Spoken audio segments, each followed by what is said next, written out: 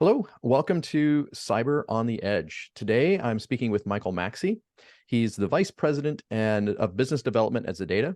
He's also a strategic and go-to-market advisor and a board member. Welcome to the webinar, Michael. Thank you. Nice to be here.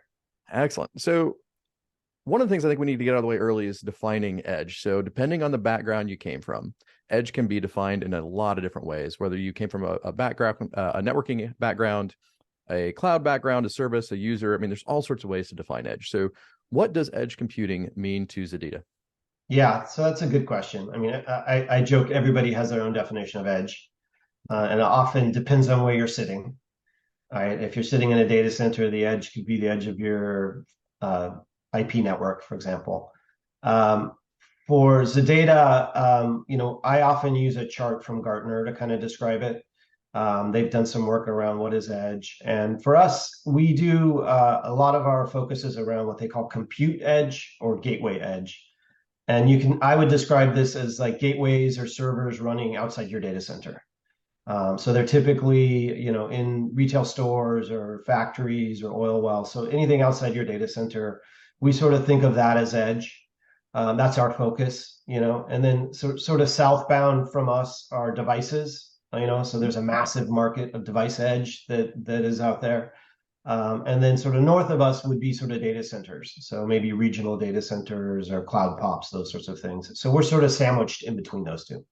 It's a good place to be right now. It's the growing number of edge devices and interest is absolutely mind-bending. We have conversations several times a week with organizations who are just kind of at the start of that path of developing an edge strategy. So how is edge computing transforming organizations' operations, and why is it becoming crucial to their growth strategies?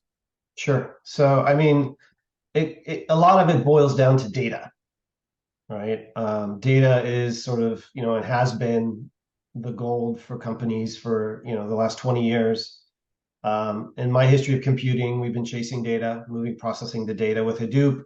We're doing similar things with the edge, right? Which is we're starting to move processing and applications and capabilities closer to the creation of the data. And this is a factor of it's expensive to upload it to the cloud. You don't necessarily need it all. If you can do inference at the edge, it can save a lot of dollars.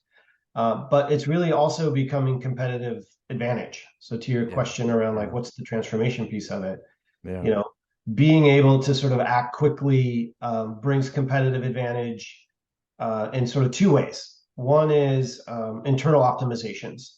So these are things like predictive maintenance is a great example there, right? But being able to be ahead of the issues and not bring the line down for a week, bring it down for 10 minutes while you do an upgrade is huge cost savings to these companies. So there's a lot of investment in that space.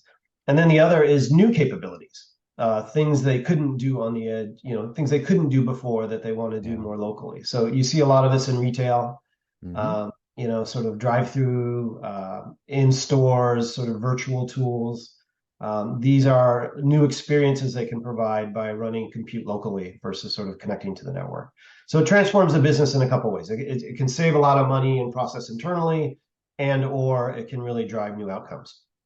Yeah, I've along those lines, I was speaking with a company that services oil and gas, and I asked that question, like, what's driving this? And they literally said it was a business intelligence tool, and they want their business analysts to be able to make quicker decisions, and so they're actually extending the amount of telemetry data that they can pull, and then on top of that, they actually want to make changes on the fly. So being able to collect that data, see where they can make efficiencies, and then punching the button and getting it done. And it's interesting you mentioned the retail piece. I've also seen a lot of folks who want to do basically video on the edge, where the surveillance cameras within the stores, they want to be able to process that data locally rather than stream it across a connection to the cloud because of what you mentioned, like time savings, right? So there's definitely a massive growing example of not just telemetry data but also automation. So I think we're at the very start of this. We're going to see a lot more of it coming. So speaking of that, I gave a few examples, but how much has edge computing penetrated into all industries, and what industries are the leaders? Yeah, no, good question. I mean, you kind of mentioned computer vision. So we see a fair amount of computer vision, and I think what's happening in that space is it started with like, let's do something with the camera. And it was counting or making sure people were wearing helmets, or there's a lot of sort of use cases out there. But what we're starting to see more and more of is that combined with other information, be it sensors, be it checkout data, be it pressure sensors. So to your question of leadership and your point around oil and gas services, we've seen an example where you're combining computer vision with data streaming off the pumps to kind of optimize the amount of pressure you put into an oil. So what I learned, I'm not an oil and gas guy, but what I've learned is that you don't just sort of, Jed clamp it, shoot a hole in the ground and oil spouts out. Like you actually Yeah. have to put pressure into the earth to pump oil out. And Yeah. if you put too much in, it's very expensive and you have to burn it off. You're pushing methane into the ground. So you really want to try and optimize the pressure to for the environment and for profit, really. And using computer vision and sensors, you can start to do this in a really automated way, right? So, we're seeing a fair amount of computer vision to that point. In terms of leadership, we've seen early adopters in heavy industries, Hmm. and it's largely because they have huge investments in the field. An Yeah. oil well is very expensive to build, as is a factory, as is a retail store, all of these sorts of environments, dealerships. So because they're used to operating outside the data centers and they have to do it, they have to transform their business, they've really been the early adopters. And that spans not only oil and gas that we've been talking about, but automotive, retail, solar, energy, manufacturing use cases, telecoms. Obviously, you think about towers. Yeah. So anyone who you can imagine is deploying lots of compute outside the data center has been the early drivers and transformers for this industry. Yeah, absolutely. With 5G and Starlink helping push those edges out further and further, like this is yeah, it's those oil and gas are absolutely critical. Yeah, we're seeing lots of the telcos also perk up. So it's kind of fun in our job right now, Michael. I think you and I are both having to learn. We get to learn quite a bit about all sorts of different industries and really the minutia of like how they operate. It's actually a pretty exciting time to be in cyber again. Yeah. It is, So yeah. I mean, I've been learning a ton, so it's fun. yeah. So what are the main challenges that organizations face on their way to edge computing, and what is your advice to them? Yeah, I mean, I think the challenges are it's a slightly different way of operating, right? I Mhm. think, for the last 10 years, most of the development has been sort of cloud-based, containers, microservices, 12-factor apps, sort of everything the whole industry's gone forward has really trained all developers and operators to sort of think in a way that infrastructure is just there, sort of scalable. Yeah. If I need to restart something, I can do it. If I need to update something, I can just push a command or run a Terraform workflow, something to that effect. Hmm. And in the edge, that's not necessarily true, right? So Yeah. the trick there is how do you bring all of that learning and all of that development style and all of that knowledge to an environment that's not quite the same, right? And that's candidly where we focus. Right. But the challenges I think are operate different, and then the other is security. And I know we'll talk a little bit more about security upcoming, but being outside that data center, not only removes the IT component, so you need to sort of think about how do you manage something without people locally. Yeah. It also removes some security components that you also have to factor in.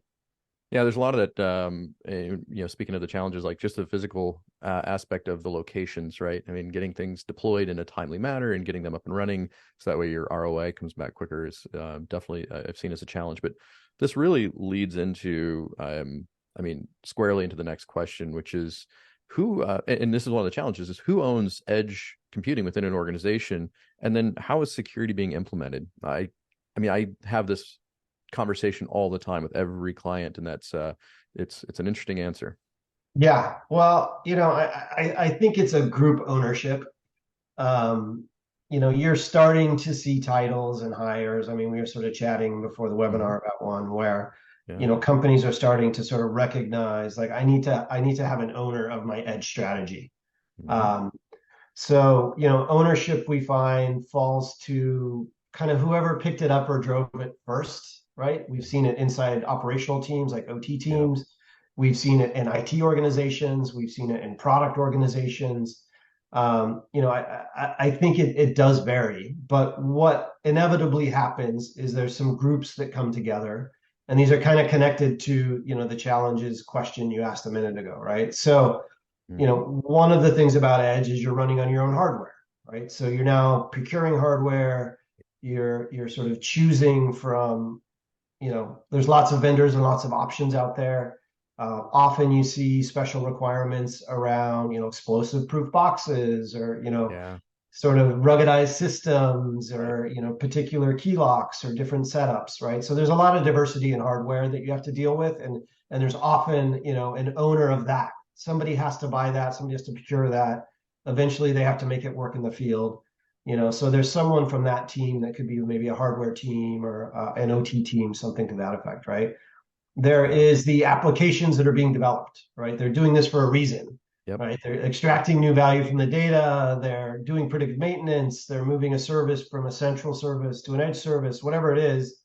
There is a developer that's building things, and often third-party products can be put in there. So that falls on, developer leadership. So that could be your application teams. It could be your Hmm. DevOps teams. It sort of depends on your organization, right? And then networking. Um, Right. are these secure? How do you connect to them? Like you mentioned 5G, we see a lot of LTE and satellite. Hmm. How does this work Hmm. in the wild? Will it work in the wild? What happens if it's offline for a week? And then what does that mean for my network connectivity? And do I have to put a VPN into that? So there's a network Right. involvement, whether they own it or not, they're always involved. And then I think the fourth piece is security. And that's, often falls into the IT security teams who are sort of looking like, how can I bring my cloud standard and implement that on the edge?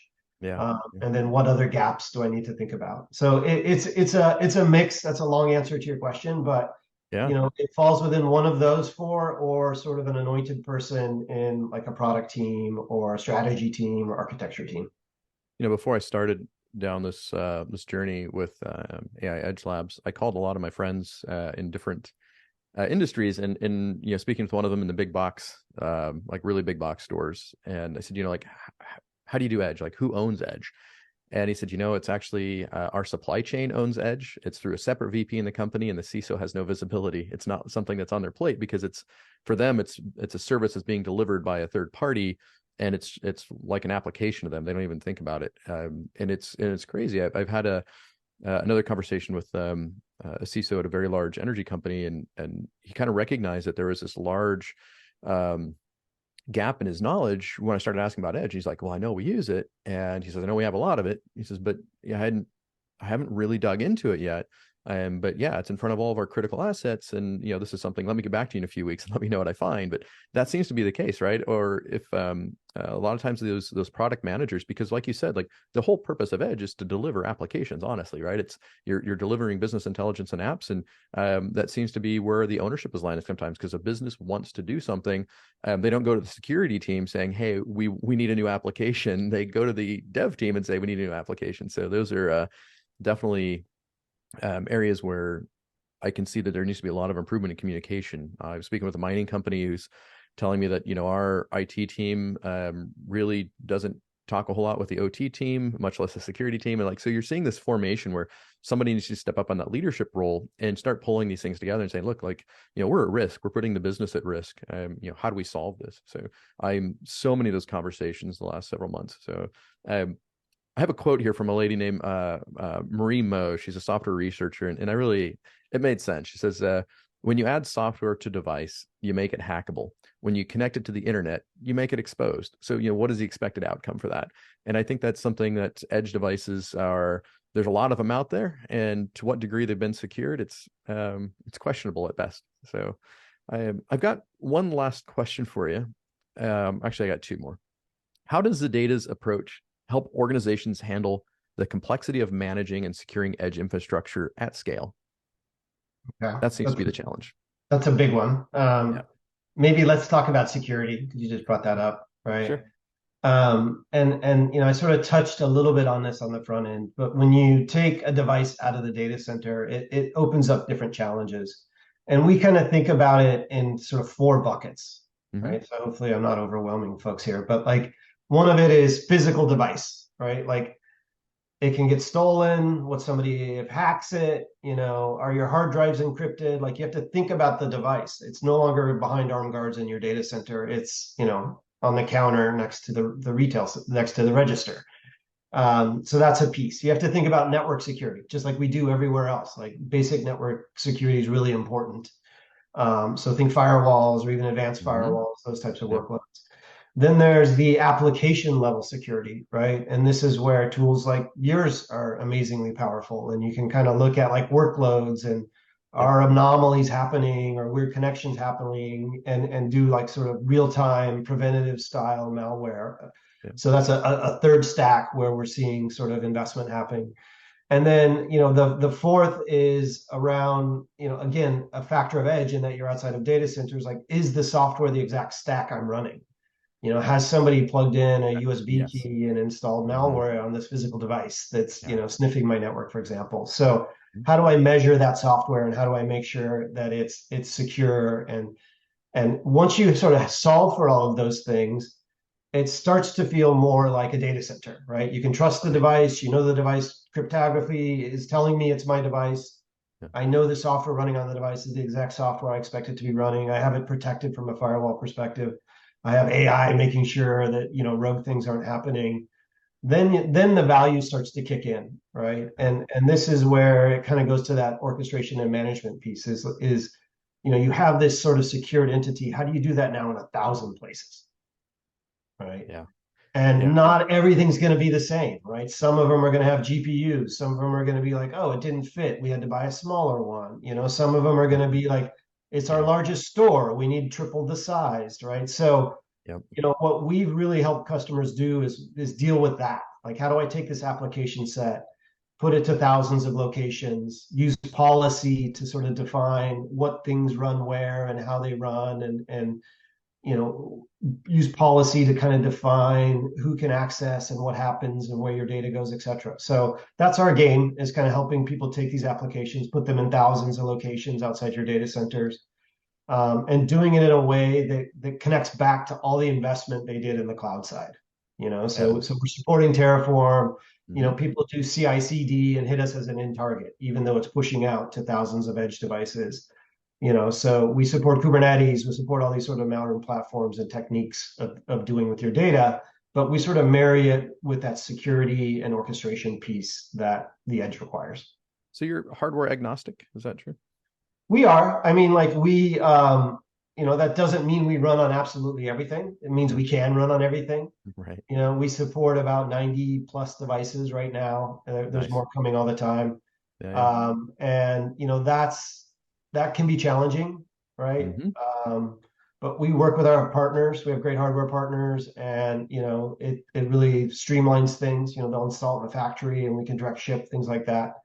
Awesome. But yeah, the pool keeps growing. There's a lot of hardware out there, and Yeah. Yeah. obviously ARM, the GPU sets, those are really coming on strong. So we're starting to see more demand in that space, and we're investing a lot there. But yeah, we're pretty hardware agnostic. Very cool. So one last question. It's your visionary question for the day, and that is, looking ahead, what trends do you see emerging in edge computing and cybersecurity, and how can organizations prepare for those challenges? Yeah, I mean, I think we've been talking for, I don't know, 20 minutes, and we've only mentioned AI once, right? Yeah. Maybe a record for a podcast this week. What I would say is, we're hearing a lot of that, right? And what you can do now, because it's a still forming market. There Mhm. are oil and gas companies that have been doing this for a long time and are experts at it, and there are people that heard about large language models and now want to do something, Mhm. and haven't begun. So the advice we give a lot of folks is like, start collecting your data, start tagging your data, start saving metadata, because you can't really perform AI without having a data set to perform it against. And Yep. a lot of companies, are either not collecting data because it's expensive, you have to push it to the cloud, et cetera, or it's messy. Right. And tools are getting better for that. We're seeing a lot of partners in sort of that space. But I guess the advice I would give is, you're going to have to answer the AI question at some point. And the Yeah. best way to start preparing for that is collect and label your data. It sounds simple, but it will really drive a bunch of value in a month or two from now. Yeah, you think about I mean, the machine learning, right? The kind of the three chunks there. You've got supervised, unsupervised, and reinforcement learning, and that supervised data is really nice because it's labeled, right? It already has meaning. It doesn't have to try to determine meaning, like unsupervised, where everything is essentially just unlabeled data. So yeah, and the reason I think I didn't really bring up a whole lot of AI is the conversations that I'm end up having. Yes, they see that we do AI and they ask about it, but what really they end up asking is how can basically drive revenue or value for our business, right? And great, the fact we have AI is very nice, but more importantly is like, what does it mean to our business? And I think that's the other thing, right? It's like great, the AI thing is amazing, but I think everyone needs to be asking, how can we maximize our value from those investments and where to invest? So. Yeah.